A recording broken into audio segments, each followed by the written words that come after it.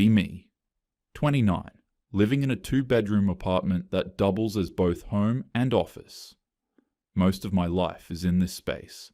My ring light, my laptop, my whiteboard full of quotes that I tell myself are empowering, but, if I'm being honest, also just fill the silence. I'm a woman's empowerment dating coach. That's the title on my website at least. Helping modern women attract emotionally available men through self-worth. When I say it out loud, it sounds professional, like I figured something out. The truth is, I stumbled into this by accident. I was a communications major back in college. Good student, quiet, used to fade into the background. I never really stood out. My mom raised me on her own after my dad passed when I was 9. She used to tell me, "Don't depend on anyone to save you." I think that sank deeper than I realized. She worked night shifts at a hospital and still managed to keep everything running. Bills, rent, food, she just handled it all. I remember how she'd come home, exhausted, and still lecture me about grades or laundry. I think that's where my whole strong woman image started. I wanted to be like her. Untouchable, unstoppable, unbothered. But when I got older, I kept finding myself in relationships where I was the one holding everything up. My last real relationship was with Tyler. He was the kind of guy who seemed deep at first. Soft voice, talked about mindfulness, said he loved that I was so ambitious. But as soon as I wanted something real, he started with the lines. "I'm not ready. You're pressuring me. Let's not label this."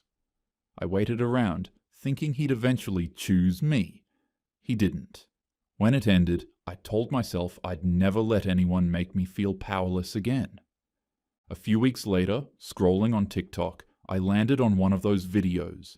A woman sitting cross-legged on her couch, glass of water next to her, saying, if he wanted to, he would. And it felt like oxygen. Suddenly, it all made sense. Maybe I wasn't the problem. Maybe men were just emotionally stunted. Women should lead and be the dominant ones in relationships. I fell down that rabbit hole fast. Started reposting quotes, doing little rants about raising your standards and healing your inner goddess. At first, it was just for fun, but people started commenting like I was saying something profound. It felt good to be listened to.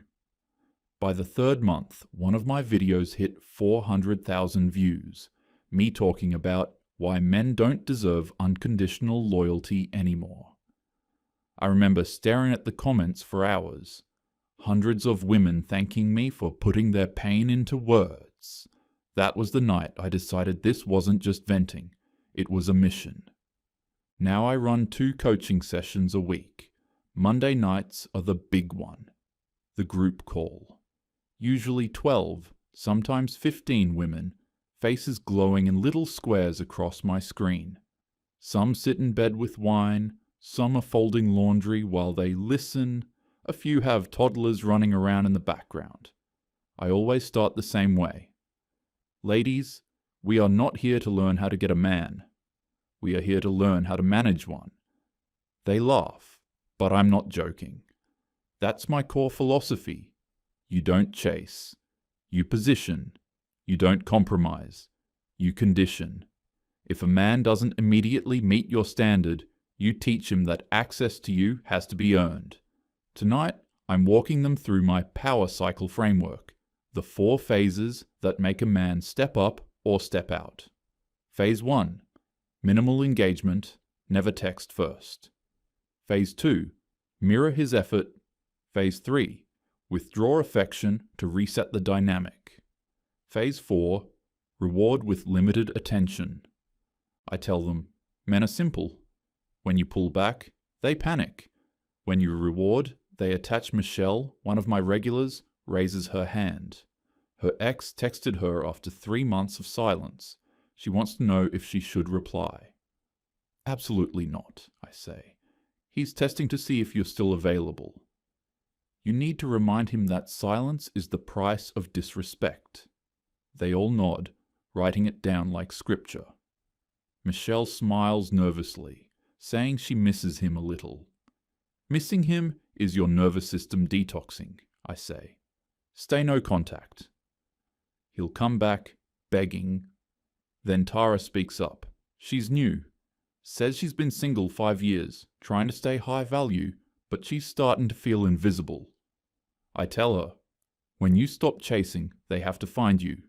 And if they don't, that just means they weren't men yet. Real men aren't intimidated by standards. They all nod along, the call buzzing with confidence. I feel proud. This is how you fix modern dating, by teaching women to expect more. What I don't admit is that I've never seen these tactics build anything that lasts. Still, the logic feels right. If men are quitting, it's because they can't handle women who finally know their worth. When Tara thanks me and says she feels stronger already, I smile and tell her strength attracts the right kind of man. They believe it. So do I. At least until the camera light goes off. After the call ends, my assistant Jess messages me. She handles all the admin, testimonials, emails, social posts. Jess, do we have any new success stories this week? I pause before typing. Technically, Michelle blocking her ex counts, right? Me. Yeah, Michelle. She reinforced her boundary, Jess. Okay, adding it to the highlights reel. But as I close my laptop, I realize none of them are actually dating. They're healing, manifesting, staying high value. All my metrics look great. Growing followers, better engagement, but nobody's falling in love. And I haven't had a real date in almost a year. I tell myself it's because I'm focused on my business. Dating would only slow me down. Every happy couple I see online looks staged anyway. The cooking videos, the matching outfits, the fake harmony. You can always tell who's running the show, and it's never the woman. That's what I teach my clients to unlearn. A relationship should feel like you're driving, not auditioning. If a man gets defensive about standards or starts asking about body count, he's already showing you his insecurity. Insecure men aren't partners. They're projects. Sometimes people comment, "If your methods work, why are you single?" I laugh. The answer's simple. Because I practice what I preach. Women come to me after trying the old way and getting burned. I'm teaching the new way. One where we stop waiting for men to lead. Everything was going fine. I was making good money, teaching women about their true values and saving the dating scene. Until something went wrong. The first time I noticed something was off was when my notifications wouldn't stop. Hundreds of comments, tags, and stitches. At first, I thought a post had blown up again, the kind that usually brings new clients. Then I opened it. It was one of my old clips, me in a blazer saying, "If a man can't handle a woman with standards, he should date his mother." Someone had stitched it. A guy, maybe mid-30s, sitting in his car during a lunch break, calm voice, no insults. "We're not angry. We're exhausted.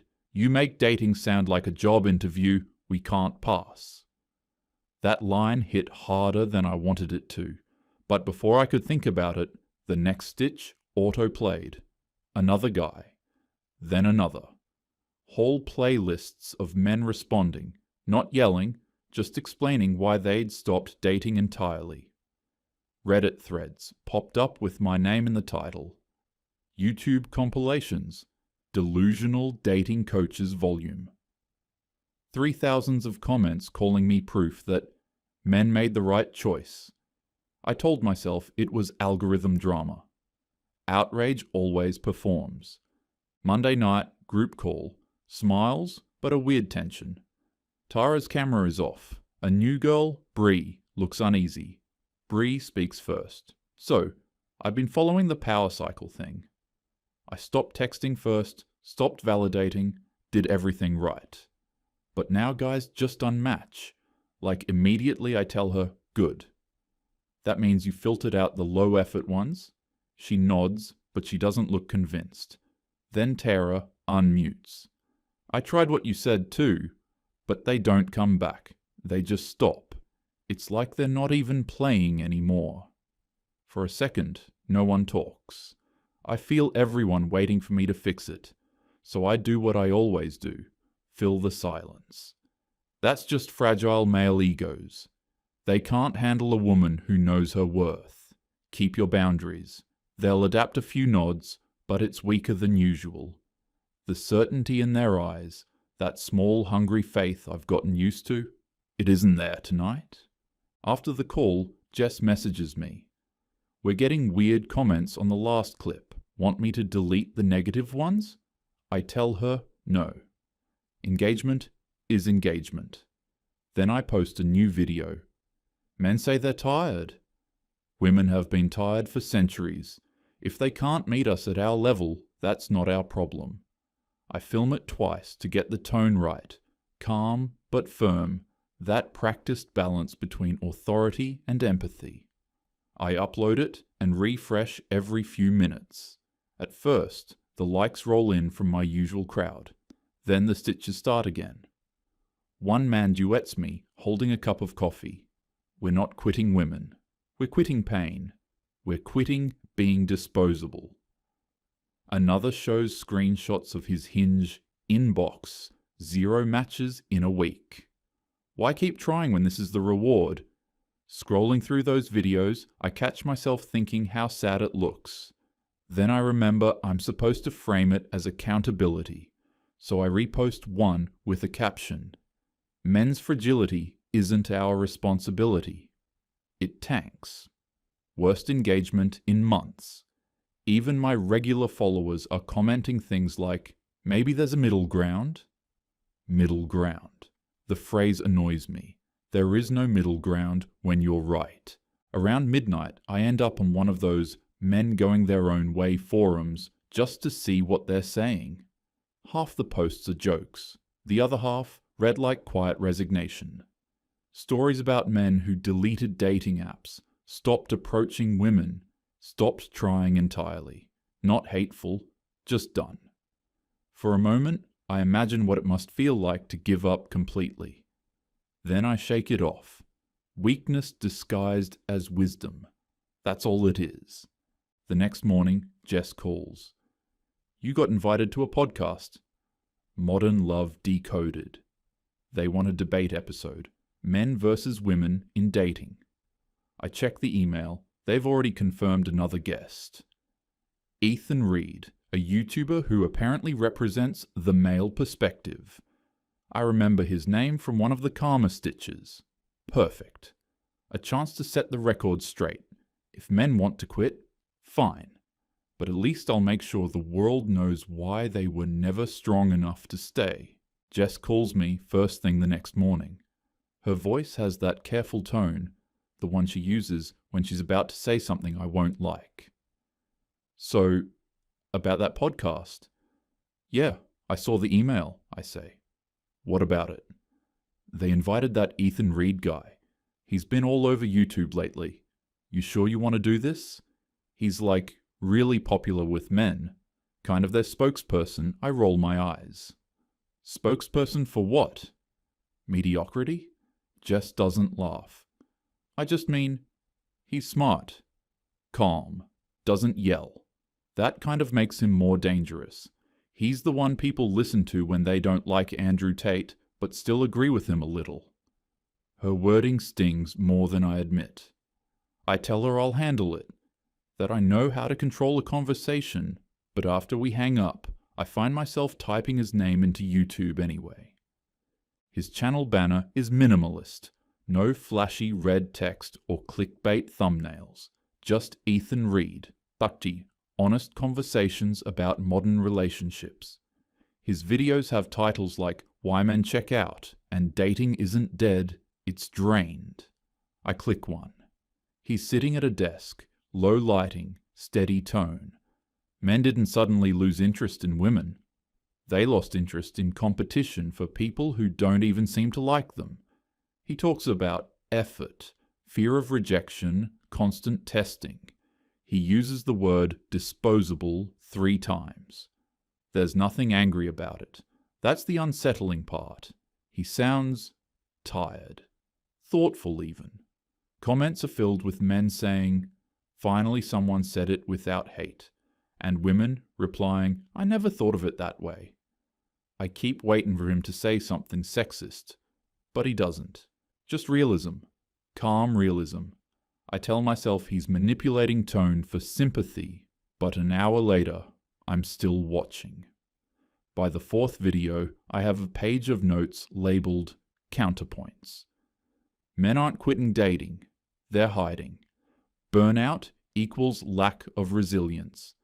Empathy does not equal excuses. I underline that last one 3 times.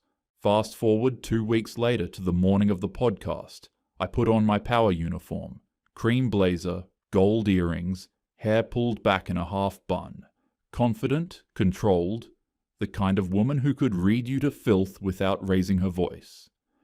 Jess meets me outside the studio. She's holding 2 iced coffees, her nervous energy practically buzzing.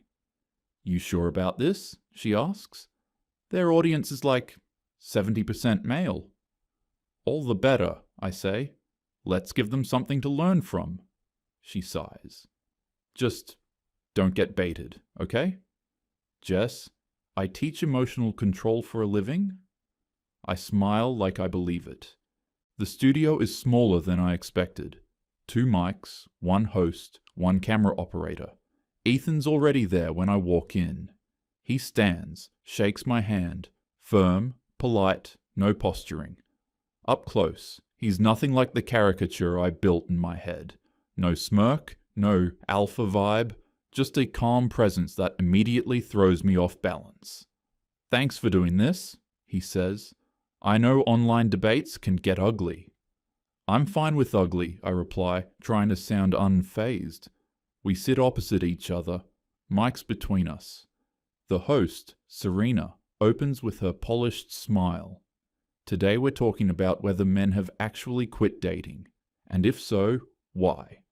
We've got Ethan Reed, relationship analyst, and Ava Lawson, women's empowerment coach. I give my practiced grin. Ethan nods once, calm, unreadable. Serena starts easy. "Ava, you've said men don't try anymore. What do you think caused that shift?" That's my cue. I slide into autopilot, voice steady. "It's cultural." Women finally stopped accepting the bare minimum. When equality started meaning effort on both sides, a lot of men mistook accountability for attack. A few murmurs of agreement off camera. I relax. I know this rhythm. Then Serena turns to him. "Ethan, your channel talks about men stepping back from dating. What do you think is happening?" He leans in, elbows on the table. "I don't think men quit because they hate women. They quit because dating stopped feeling mutual. Most guys are expected to pay, plan, perform, prove value, before there's even basic interest shown back. After a few years of that, a lot of them decide peace is cheaper." I laugh lightly, hoping to sound dismissive. "So it's about money? About not wanting to treat women well?" "Not exactly." He stays calm, which somehow makes it worse. "It's about investment without return. You can take a woman to dinner that costs half your day's wage, and if she doesn't feel a spark, that's it. No connection, no thanks, sometimes not even a text back. Multiply that by 50, add rent, inflation, the risk of being labeled creepy just for asking. People get tired." I cut in fast. "But women deal with rejection too.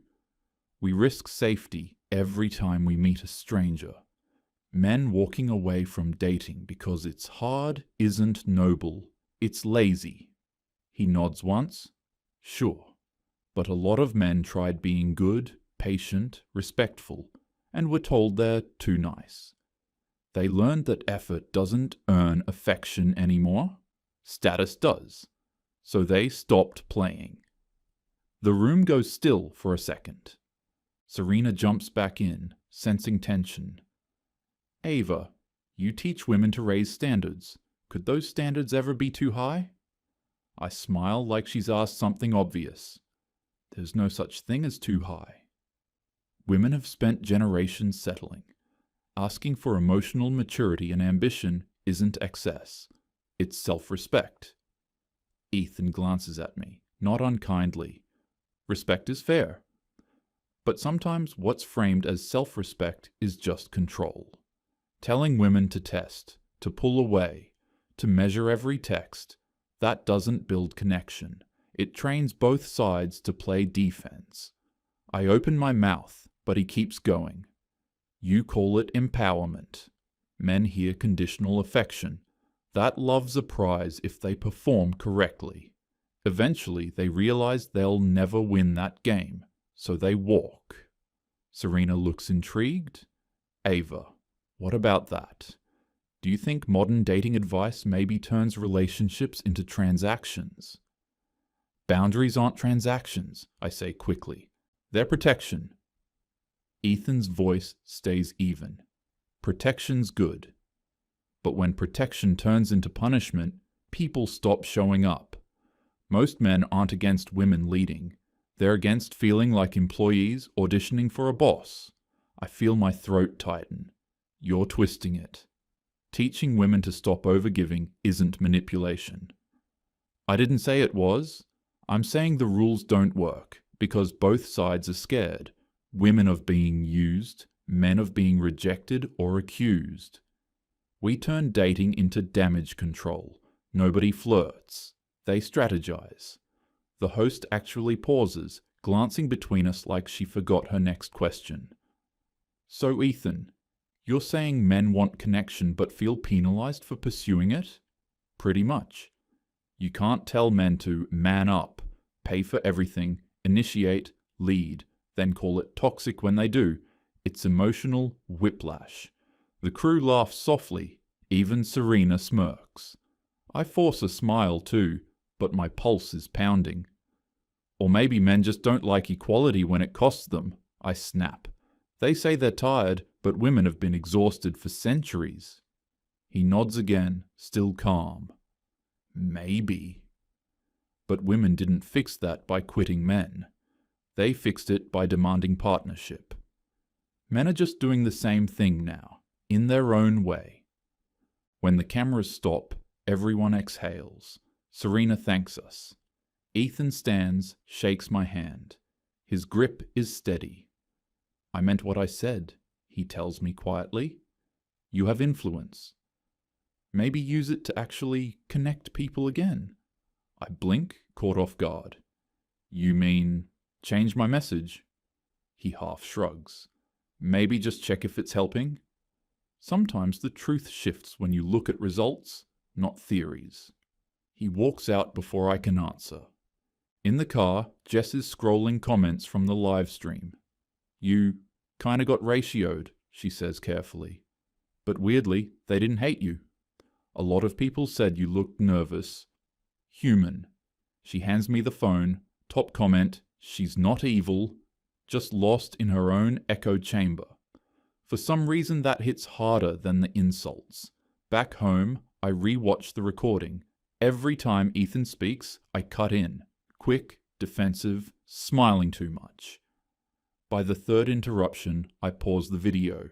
He's quiet in the frame, waiting. I look unsettled, not confident, cornered. I think I'm screwed when this goes live. The episode went live on Friday night. By Saturday morning, my inbox was a funeral. Half my coaching clients had cancelled their subscriptions. The rest asked for pauses that everyone knows mean goodbye. Group chat, silent. Discord server, half empty. Even Jess looked pale when she told me, we lost 8 monthly renewals overnight. Then the DMs started. Not threats, just pity. Maybe he got through to you. Finally, some accountability. The word burned. I told myself it was coordinated. Men trying to tear down another woman's business. It's what always happens. A woman gets confident, men call it arrogance, and suddenly she's the villain. I posted a story saying, Funny how men preach accountability until it's theirs. It got a few likes, but mostly silence. That night, I sat in my office, scrolling through my client list. Empty names, cancelled payments. 2 years of building something, and it vanished after one conversation. Maybe that's the real lesson. No matter how independent you think you are, a man can still wreck your world just by talking softer than you. Jess asked if I wanted to pivot, maybe mindset coaching or confidence for entrepreneurs. I said I'd think about it. Truth is, I don't know. Maybe I'll rebrand. Maybe I'll come back louder, angrier, prove they can't erase me. Or maybe I'll disappear for a while and figure out who I was before the ring light. All I know is the camera's off, the followers are gone, and for the first time, the silence doesn't feel like empowerment. It just feels like silence.